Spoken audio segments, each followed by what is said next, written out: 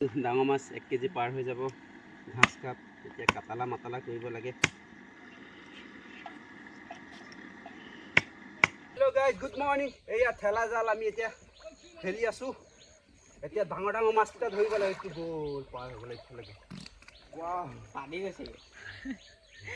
এইফালে ডাঙৰ মাছ ধৰি আছো। ধৰ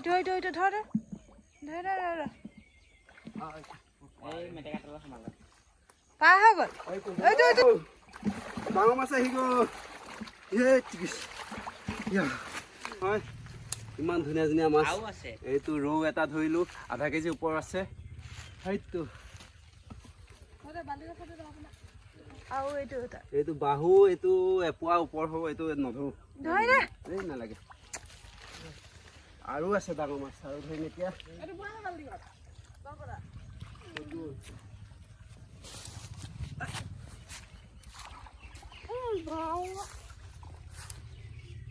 2 কেজি মান হ'ব মাছ।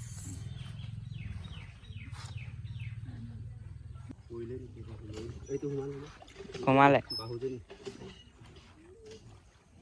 মাগুৰ মাছ দুটামান আছিল।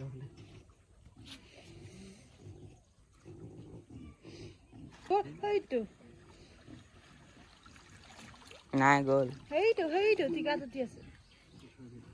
সেইটো ওপৰত ঠিক আছে।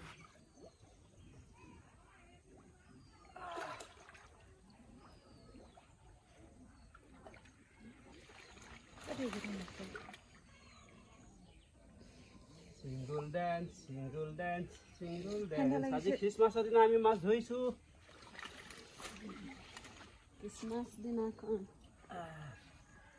Good morning. আজি পুখুৰীতে ইমান ডাঙৰ ডাঙৰ মাছ পালো, চাই লওক। সেইটো 1 কেজি পাৰ হৈ গ'ল আজি খ্ৰীষ্টমাছৰ দিনা। এইটো আধা কেজিতকৈ বেছি হ'ব, 3 পোৱামান হ'ব। সেয়া ৰৌ আৰু এজনী ঘাস কাপ আৰু দুটামান আছে। দেখিছে নহয়, এইজনী জাপানী মাছ দেখিছে নহয়, ঘাস কাপ ৰৌ।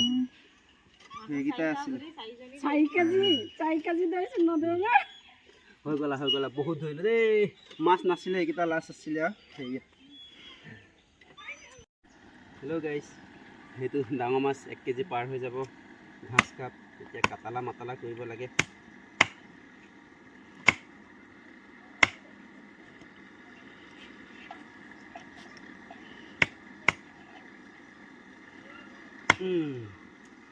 ধুনীয়াকৈ বাকলিটো গুচাই লওঁ। মিঠা হ'ব দেই মাছটো খাবলৈ।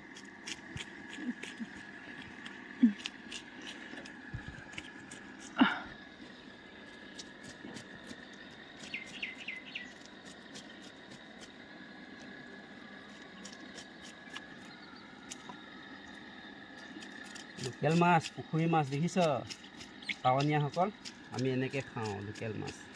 ঘৰতে পুহোঁ আমি মাছ।